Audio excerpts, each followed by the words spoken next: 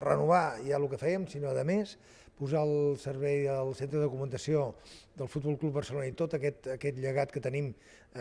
aquí, per tota la xarxa, tots els estudiants de les universitats de fora, que puguin venir aquí a submergir-se en la nostra història i a través del Barça poder conèixer el que és Catalunya a tots aquests estudiants de totes les universitats d'Europa i del món que vulguin interessar-se per al Barcelona i per la història del Barça i de Catalunya a través del Centre de Documentació del Barça. Vull dir que és una oportunitat única de fer conèixer la història del barcelonisme, la història del Barça i la història de Catalunya a través del Barcelona. Aprofitar-nos d'aquesta xarxa d'estudis catalans a l'exterior, que està formada per 157 universitats, aviat està dit, on s'imparteixen classes de llengua i cultura catalanes, per tal de fomentar entre els estudiants de grau,